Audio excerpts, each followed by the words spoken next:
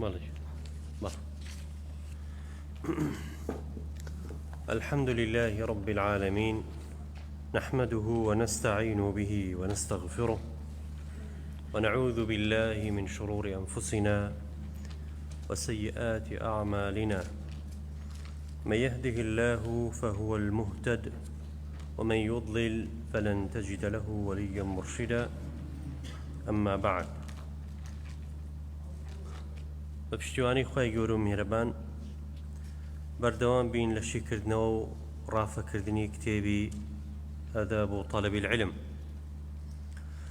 لە بابی 11 مؤلفی کتاب ڕەحمەتی خوای لێسەر بێ دەفەرمێ حسن فهم مخارج الكلام، يعني باب في حسن فهم مخارج الكلام. دیارە ئەم بابەش عیلاقە و پەیوەندیکی تری هەیە لەگەڵ بابەکەی پێشەوە لە تێگەیشتن و فەهم لە عیلم. لە دەرسی ڕابردووە باسمان لەوە کرد کە قوتابی زانستی شەرعی زۆر پێویستە لەسەری باش حاڵی بێ و تێبگا لەو بابەت و وانانەی کەوا دەیخوێنێتەوە و بۆی دەخوێندرێتەوە. دیارە ئەم بابە تۆزێ ورترە لەوەی پێشووتر. لە پێشتر بە شێوەیەکی گشتگیر باسی کرد، بەڵام ئێستا بە شێوەیەکی ورتر باسی دەکا. یعنی ئێوە کۆمەڵێک عیلم دەخوێنن، هەر یەک لەو عیلمانە پێویستە بزانن ئەم عیلمە باز لە چیەکە، چێ داهێناوە، بۆ چیە خوێندرێ، فائیدەکانی چییە. هەر عیلمێک لەو عیلمانەی کا خوێندرێ بە تایبەت دەبێت جوان جوان لێ حاڵی بیت. بۆ نمونە عیلمی نەحو، بۆ چی ئەم عیلما خوێنیت، شێ داهێناوە، فائیدەکانی چییە، چۆن فێرە بیت، کتێبەکانی کامن، ئەو زانانەی کەوا بە زانای عیلمی نەحو دەژمێردرێن کامانن. کابوو هەر عیلمێکی سربەخۆ پێویستە تێگەیشتنێکی تایبەتت لەسەری هەبێت. چەند ئەثەرێک دێنێتەوە مؤلفی کتاب سەبارەت بەم بابەتە. یەکێک لەو ئەثەرانە لە ابن عەباسەوە ڕەزا و ڕەحمەتی خوا لە خۆی و باوکی بێ، قال كنت أقرئ رجالا من المهاجرين منهم عبد الرحمن بن عوف، فبينما أنا في منزله بمنى وهو عند عمر بن الخطاب في آخر حجة حجها إذ رجع إلي عبد الرحمن بن عوف فقال: لو رأيت رجلا أتى أمير المؤمنين اليوم فقال: يا أمير المؤمنين، هل لك في فلان يقول لو قد مات عمر لقد بايعت فلانا، فوالله ما كانت بيعة أبي بكر إلا فلتته فتمت، فغضب عمر ثم قال: إني إن شاء الله لقائم العشية في الناس فمحذرهم هؤلاء الذين يريدون أن يغصبوهم أمورهم.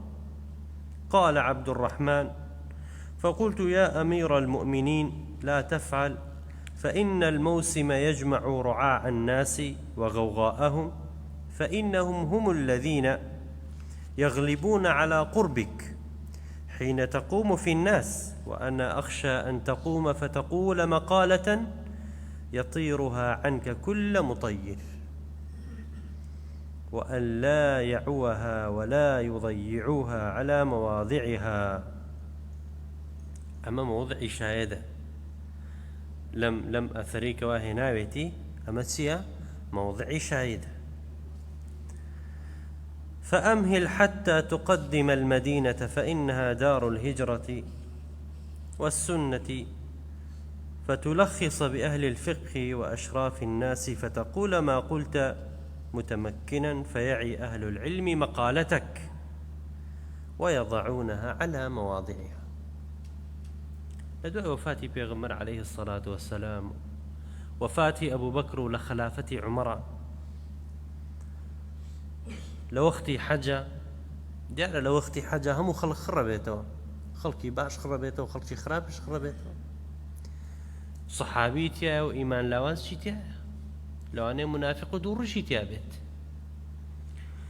جا لەوانەیە کە وەختی هەموو خەڵکە خڕەو بووە، وتیان هەندێک لەوانە وتیان وەڵا ئەو بەیعەتەی بە ئەبوو بەکر دراوە هەر شتێکی سەرپێی بووە، چونکە پێغەمبەر وەفاتی کردووە عەلەیهی سەڵات وسەلام، دەبوو خەلیفەیەک دابنرایە، ئیتر ئەم هەر شتێکی سەرپێی بووە، بەڵام ئەو دووبارە نابێتەوە.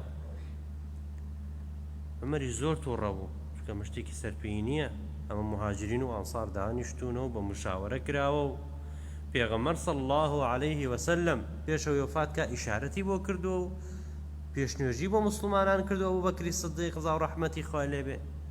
چۆن شتێکی سەرپێیە و فەلتێ و لە دەستیان دەرچووە؟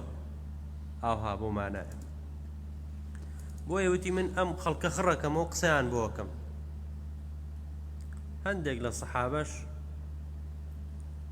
لەوانەی ابن عەباس و عەبدوڕەحمانی کوڕی عەوف فەرمیان ئەی پێشەوە ئیماندارن ئەم کارە مەکە، چونکە ئێستا هەموو خەڵکی شتیایە کام قسە ناکەیت. هەندێک کەسن کاتێک تۆ ئەم قسە ناکەی لە قسەکەی تۆ باش حاڵی نابن، بە نوعی شتر دەچن باسیەکە نەیژێڕنەوە، ئەو کاتە زۆر لەسەر تەکەوێ. تێگەی برا ئەو وەختە زۆر زۆر لەسەر تەکەوێ، بە نوعێکی تر گۆڕانکاری بەسەریدن، کەلیمەیەک لادەن و کەلیمەیەکی ترە خەنە سەری. فەرمی ئەم کارە مەکە. ئەمن بە باشی نازانم بۆیە عومەریش بە قسەی کرد ئەم کاری نەکرد. فەرمی کەی کە ڕاشتە شاری مەدینە و سەحابەکان پیا و ماقول و پیا و گەورەکان خڕەبنەوە، ئەنجا کە باسی ئەم مۆزوعە بکە کە مەسەلەی خەلافەتی ئەبوو بەکر شتێک نییە لە دەستی دەرچوو بێ و فەلتە بوو بێ و سەرپێی و بێ و شتێکی کتوپڕ و لە ناکاو بوو بێت، بە هەڕەمەکی ئەم شتە ڕوویدا بێت. ئەو وەختە خەڵکە عالم و زانا و پیا ماقوڵەکان تێگەن. مەبەستی چییە؟ یعنی هەندێک کەس هەن لە شتە وردەکان تێناگەن و وەختێکش دەیبیستن بە شێوەیەکی تر تەفسیری دەکەن و دەیگێڕنەوە. ئەو کەسانەی کەوا وەریان گردووە ئایا لەم قسەی تێگەیشتون و ئەیگێڕنەوە بە غەڵەتی؟ تێنەگەیشتون، چونکە گەر بە باشی تێ بگەیشتنایە وەکو خۆی دەیانگێڕایەوە. بۆیە سەلەف فەرموویانە حەدیثوا الناس بما يعرفون، ئێوە بە شێوەیە قسە بکەن کە خەڵک تێبگا. باشە ئەتۆ هەندێک بەسائل و بابەت هەیە بۆ کەسانێکی باشکی تێناگەن، لێی تێناگا کابرا، کەوابوو ئەگەر بۆی باسکە ئەبێتە فیتنەیەک بووی. ما أنت محدثا قوما بحديث لا تبلغه عقولهم إلا كانت على بعضهم فتنة. هەتۆ هەر باس و بابەتێک ئەگەر بێت و حەقە ڕاستە، ئەستا بۆن لە مەسائلی ئەسما و صفات و هەندێک بابەت هەیە کە شتی وردن سەبارەت بە پەروەردگار، هەندێک کەسن تا ئێستا نەیان بیستووە و لەوانەشە عەقڵیان تەقەبولی ئەو بابەتە نەکە. تۆ نابێ یەکسەر ئەو مەسالە وردانیان بۆ باسکی، چونکە ئەو لێ تێناگا. بۆیە ئەوە زۆر زۆر گرنگە لە بابەتە وردەکان ئینسان زۆر زۆر بە جوانی تێبگا و حاڵی بێت. وقال ئێمە بۆچی ئیستینادەکەینە سەر ئەمە لەسەر ئەم عیلمانەی خۆمان؟ چونکە لەو وەختی ئەم سەردەمی سەحابەیە ئەم عیلمانە نەبووە، عیلمی نەحو نەبووە، عیلمی سەرف نەبووە، عیلمی حەدیث نەبووە، ئوسولی فقه نەبووە، عیلمی ئالە نەبووە. باشە بەڵام ئەمانە هەمان ئەو مانەیانیان لە خۆگرێ. وقال إمام الجرح والتعديل عبد الرحمن بن مهدي: لا يجوز أن يكون الرجل إماما حتى يتعلم ما يصح مما لا يصح. إنسان نابێ بێتە ئیمام، بێ بە پێشەوای خەڵک پێشنوێژی بۆ خەڵک بکە، فتوا بۆ خەڵک بدە، باشە تا ئەو وەختەی کە بزانێ حەدیث کامی صحیح و کامی ضعیفە، حەدیثی صحیح چییە و حەدیث ضعیف چییە، چ وەختێک حەدیث صحیحە بێ و چ وەختێک حەدیث ضعیفە بێت. ئەمە عیلمی وردە، دەبێ ئەو کەسە تێبگە. وحتى لا يحتج بكل شيء، بۆیکۆ احتجاج بە زۆر شت نەکات. چەند خەتیبێ ئەمڕۆ لەسەر مینبەرە و خوتبادا حەدیث دێنە حەدیثەکە مەوضوعە، هەڵبەستراوە هەر درۆیە و ئەسڵ و ئەساسی نییە. جا ئیتر ئەو ئەحادیثی ضعیف هەر مەپرسە. وحتى يعلم مخارج العلم. بەڵێ برایان لە پاشەوە مؤلف بابێکتر دێنێ باسێکتر دێنێ ئەفەرمێ حذاري من الظاهرية المبتدعة.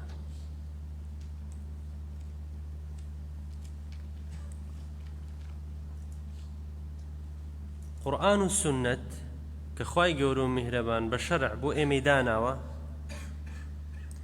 ظاهر و ڕواڵەتەکەی تێیدا مەبەستە. باشە ظاهری و ڕواڵەتەکەی تێیدا مەبەستە، بەڵام ئەوە مطلقاً نییە لە هەموو شتێکە. هەموو شتێک هەر ظاهرێکی تێدا مەبەست بێت. باشە برا هەموو شتێک هەر بە ڕواڵەتیەکەی لی تێبگەی و ناو ناوەڕۆکەکەی حاڵی نەبی و کاری پێ نەکەی و استعمالي نكي. ضلي الظاهر من النصوص هو الذي تعبدنا الله به، سواء ما كان منه في مسائل العقائد أو الأحكام سواء بسواء، إلا ما قام الدليل الراجح على صرفه عن الظاهر أو أصله. باشا برا أويك إيما واجب بيست لسرمان كقناعتي بيبكين وكاري بيبكين روالتي سيا قرآن وحديثة، ولم روالتي لا نادين إلا بتشين بيت بدليل نبي، يعني بدليل جائزة لا دي بلي بدليل جائزة لا دي هندك رن بدليل جائز نيا لا ديت. باشا برا وكما أنه لا يجوز صرف النص عن ظاهره فكذلك ينبغي التحذير من حمل كلام الله ورسوله على غير ما وضع له لفظ الكتاب والسنة. يعني كساني واهن دين بر بنجان أحاديث كاني بيغمر صلى الله عليه وسلم بتايبت أو بابتاني كوا باس آخر زمانك أبو النباسي مسيح الدجال بيغمر باسيناك عليه الصلاة والسلام، بس مسيح الدجال ناكا باسي دكاو حقيقتك باسكا بيغمر إخوة صلى الله عليه وسلم وانا لين ناوانية. دجال يعني كابرايكا خراب كار وتاوان بار كسيك معين ودياري كراو نية. باشا برا بوي باور بمسيح الدجال ناكن أو بياويك الحديث كان باس كرا إيما قم رأية. باشا برا يا بو نمونا لباسي أو تشيوا ألتوني كوادرتي لناو روباري فراتا كاتي آوكي وشككا الله نوبريتي لا الذهب الأسود نوتي الرشكة خلق لسري بكوش تدري وخلق لسري كجري. أما أنا هموتيا تأويلاتي باطلة ظاهري أم حديثانا خوي ما بستا شتي جواسرنا. قال شيخ الإسلام ابن تيمية يجب الفرق بين ما وضع له اللفظ وبين ما عناه المتكلم باللفظ وبين ما يحمل المستمع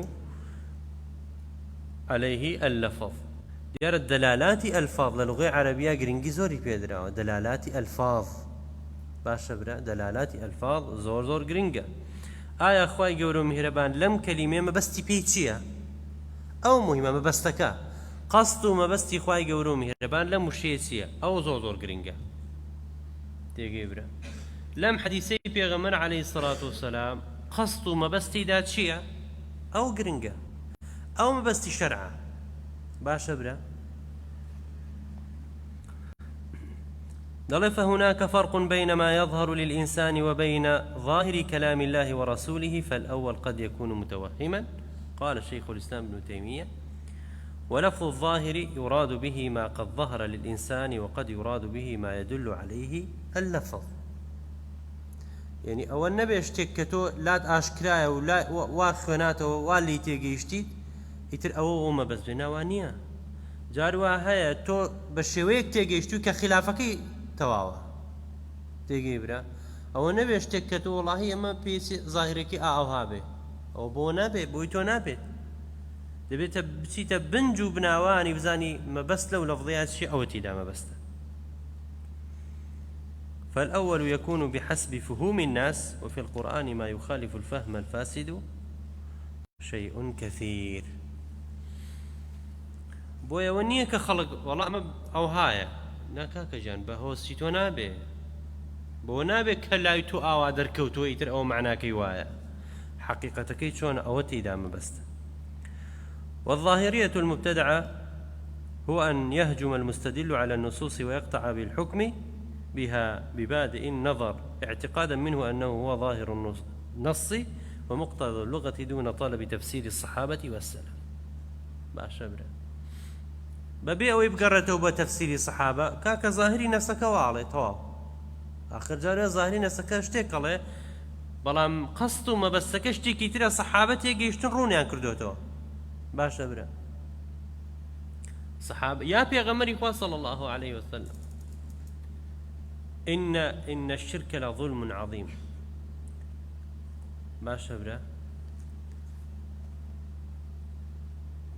يا أخوي قولوا مهربان القرآن فرمي الذين آمنوا ولم يلبسوا إيمانهم بظلم أولئك لهم الأمن وهم يهتدون. ظلم شيء خلق واحد بظلم يترى ظلمه ونيا هو ظاهرين يلا خلق بس أو ما بس نيتي ده صحابة شو تيجيشن بلام صحابة استفسار يعني كرت لأخوي أنا نكوت نجان نصوص كاني قرآن وسرجي بشكينن وتيان تاي شيء هي لإما ظلمنا نفسي خوينا كأي بيغمري خو عليه الصلاة والسلام فرمي أو ظلمانية كواي ولي حالي بونو وتان دركوتوا والي تيجيشتون ظلم لنا معناه الشركة.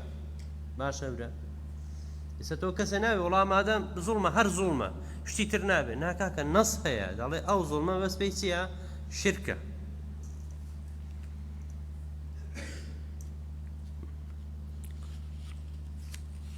ودون مراعاة مقاصد الشرع ومحكماته. قال شيخ الإسلام ابن تيمية الاحتجاج بالظاهر مع الإعراض عن تفسير النبي صلى الله عليه وسلم وأصحابه طرق أهل البدع. قبل عليك من صحابا بوتسيا أو قرآن بعربينا نفسلاته بخم لحاله يعني بقولنا قرآن كان أني كباورين بحديث نية باشا الله إنما هر قرآن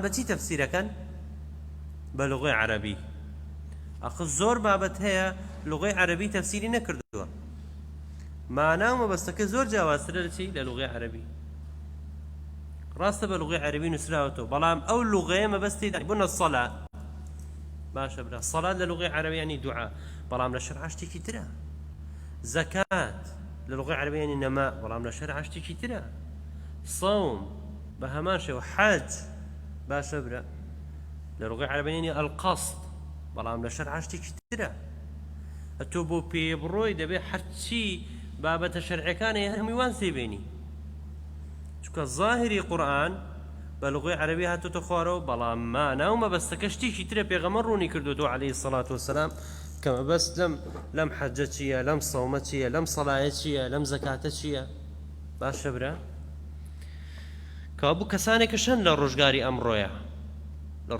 أمرويا كسانك شن ديانوي بفهمي خوان بتيجيشتني خوان مبتدع منحرف لسر شاشة تلفزيون كانوا درجن أكون استرجلاء تكاني قرآن بها هو أرزي خوي تفسيري دكا أو سيريكا يتر شون عقلي بري ولي تيجيشت أو تفسيريكا أو قمرائية. قال الشيخ الإسلام ابن تيمية أو ما بسكت وقال فكل ما بينه القرآن وأظهره فهو حق بخلاف ما يظهر للإنسان لمعنى آخر غير نفس القرآن يسمى ظاهر القرآن كاستدلالات أهل البدع من المرجئة والجهمية والخوارج والشيعة.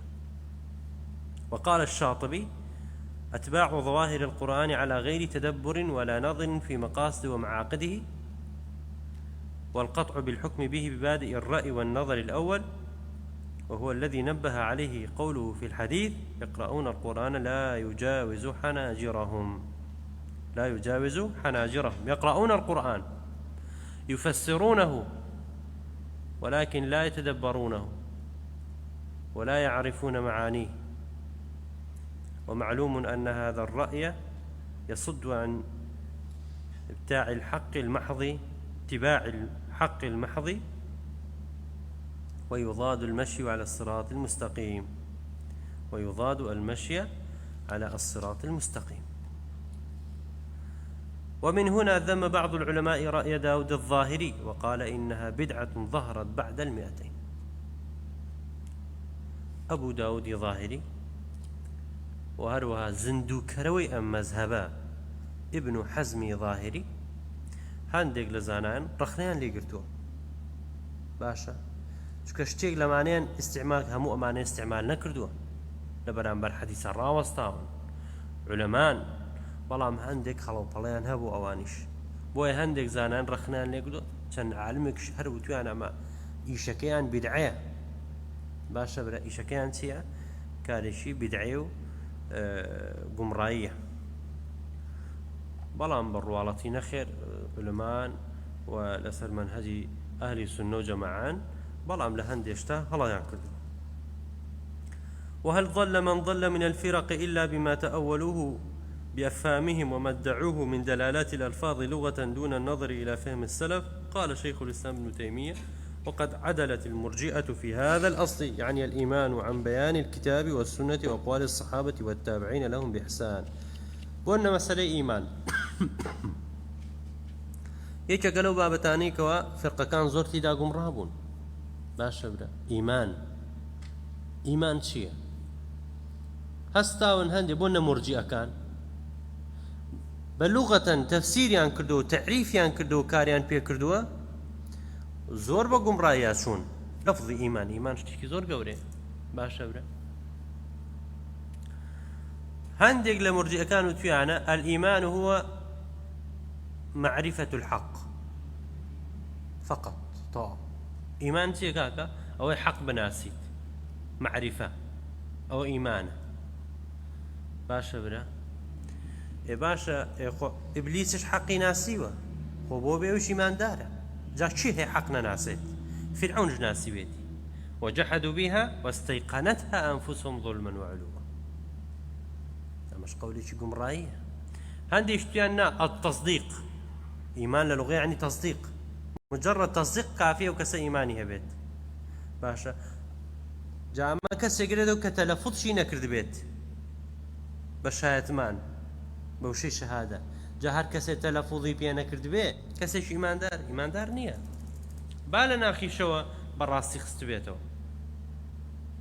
بويزانا نتيانا الإيمان قول باللسان واعتقاد بالجنان وعمل بالجوارح والأركان، يزيد بالطاعة وينقص بالمعصية. أو إيمانه أم تعرفا لشور ما نقردو يما للصحابة ور ما نقردو للسلف ور ما نقردو. باشا برا نقرأ نفسر لغة لا لسلفي صالح شكون بس لغتي عقدية، أما لسلف أما ورقري.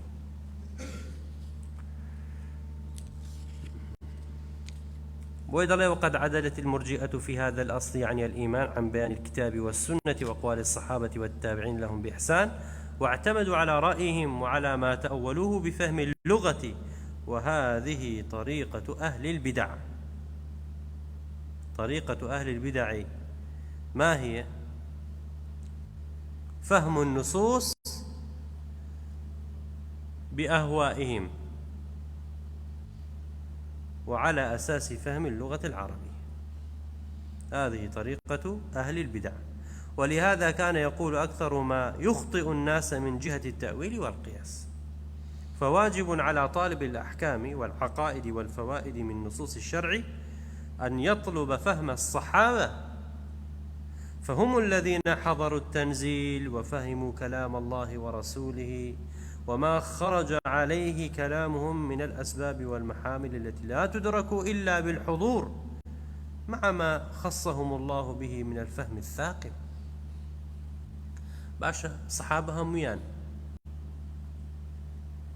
بعربي قسيان ناكرت للغة عربي هموتين آقيشتن. خواهي قولا فرمي وأنزلنا إليك الذكر لتبين للناس ما نزل إليهم، يعني لتبين أنت للناس ما نزل إليهم. خب صحابة بزيوة بەڵام خوای گەورە فەرمێمە قورئانمان بۆ داگردووە ئیشی تۆ چییە؟ ئەوەیەکەوە تەفسیری قورئانەکەی بۆیان ڕوونەکەیتەوە بۆیان باسەکەیت یخو قورئان بە لوغەی عەرەبی دابەزیوە لە کاتێکا لەناو سەحابە هەموو بە لوغەی عەرەبی فوسحە قساکەن ئەو وەختەوە کوێستە نەبوو کە عوجمە تێکەڵ بە عەرەبی ببێت عەرەبێکی فەسیح تێگەیبرا بە معنای کەلیمە بەڵام لەگەڵەوە شاخوای گەورە و میهرەبان دەفەرمێت لەگەڵ ئەوەشە هەر دەبێت تۆ بەیان ڕوونکەیتەوە جا ئەمەگە بۆ سەحابە بێ کە لە هەموویان زیرەکترن هەموویان زووتر تێگەن لە هەموویان پاکتر و خاوێنترن جا ئێمە کابرایەک بێ لەمڕۆ حد لە لوغەی عەرەبی هیچ نازانێت جاری وا هەیە باشە لە لوغەی عەرەبی هیچ نازانێت ولا تفسیری سەحابە و تابعینیش هیچ نازانێت قورئانەکە کاتەوە دێ تەفسیری دەکات ئەو ئاتەواڵێ و ئاتەواڵێ ئەوە گومڕایی و سەر لە شواویە بەڵکو فەسەحکردن و ئابڕووبردنی خۆیەتی خۆی ئابڕووی خۆیە بات باشە چونکە ئەم عیلمە عادەتی وایە هەر کەسێک قسەی تیا بکا بەبێ ئەوەی کەوا پیشەی بێت فەضح دەبێ و خوای گەورە ئابڕووی دەبە وەکو تراوە من تەکەلەمە فی غەیری فەنیه ئەتا بالعەجائب هەر کەسێ لە غەیری هونەر و باس و خواسی کەوا تایبەت و اختصاص و تایبەت مەندە بە خۆیەوە ئەگەر قسە بکا شتی زۆر عەجایب دێنێ و باسی دەکا قال شيخ الإسلام ابن تيمية أحق الناس بالهدى الذين باشرهم النبي صلى الله عليه وسلم بالخطاب من خواص أصحابه وعامته ثم إن كلام الله أنزل بلسان عربي مبين ولا سبيل إلى ضبط الدين إلا باللسان العربي وألسنة الناس اليوم ليست كألسنة العرب بالأمس حتى عربكاني أمر شكو عربكاني بيشتر نبوة أو يكب عربي قصاكا باشا برا ناتواني بلي بو عربي قصاكا بو فصيح يكوالا بيشتر قصاكراوة قال شيخ الإسلام ابن تيمية فإن الله لما أنزل كتابه باللسان العربي وجعل رسوله مبلغا عن الكتاب والحكمة بلسانه العربي وجعل السابقين إلى هذا الدين متكلمين به لم يكن سبيل إلى ضبط الدين ومعرفته إلا بضبط هذا اللسان وصارت معرفته من الدين باشا استبوي ما لغة عربية خوانين بو نحو صرف دخوانين بو أتوي بارع بيت لا لغة عربية بو يكال القرآن الحديث تيبقيت انجا لقل أوشا أو كافينية أو كافينية باشا برا بلا إلى هنديك بابتا زانايان لدواء أوي كوابون من تفسير آياتك حديث نية تفسير صحابة نية تفسير تابعين نية تفسير سلف نية لسري دين تفسير ده كان بلغة عربية بلام أوي شيء تفسير دكا عالم وزانا باشا ابن كثير ده تفسير دكا ابن حجر ده تفسير دكا أو ليك دانو يبوكا أو وقت إشكالينية والناس في زماننا هذا لما ضعفت معرفتهم للعربية ضعف فهمهم للعلوم الشرعية أو وقتي كوا طالبي علم للغة عربي باش تيناقا أو وقت لبابة كان يتري شرعيش تيناقات قال الشاطبي فإذا فرضنا مبتدئا في فهم العربية فهو مبتدئ في فهم الشريعة هركسي سرتاي بلتيجيشتني للغة عربي أو السرتاي لتيجيشني شرع كسيجني عالم لشريعة خواي جورو مهربانا للغة عربية شار زينب أبد اشتوانية لهر قوميتك بهر زمانك جيبت أبد اشتوانية دبي بمعنى كلمة عالم بلغة عربية إنجا عالم بابتكاني الشريعة أو متوسطا فهو متوسط في فهم الشريعة والمتوسط لم يبلغ درجة النهاية فإن انتهى إلى درجة الغاية في العربية كان كذلك في الشريعة فكان فهمه فيها حجة كما كان فهم الصحابة وغيرهم من الفصحاء الذين فهموا القرآن حجة يعني عالم بلغة عربي باشا لبو آياتك تفسيري صحابي نبيني ونيتواني تفسيري ما تبكى بآيات تشتري ونيتواني تفسيري ما تبكى بحديث بيغمبر صلى الله عليه وسلم جوان حاڵێ لە لغەی عەربی پیاوێکە خاوەن عەقیدەیەکی باش و چاک و پاکە ئەو وەختە بە لغەی عەربیش تەفسیری قورئان بکە قەیناکە. فمن لم يبلغ شأنهم فقد نقصه من فهم الشريعة بمقدار التقصير عنهم، وكل من قصر فهمه لم يعد حجة ولا كان قوله فيها مقبولا.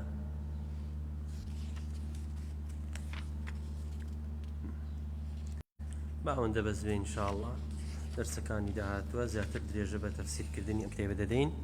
باس و بابەتەکانی زۆر گرنگن بۆ قوتابی زانستی شەرعی و وردە ورداچینە ناو کۆمەڵێک بابەتەوە کەوا زۆر گرنگن.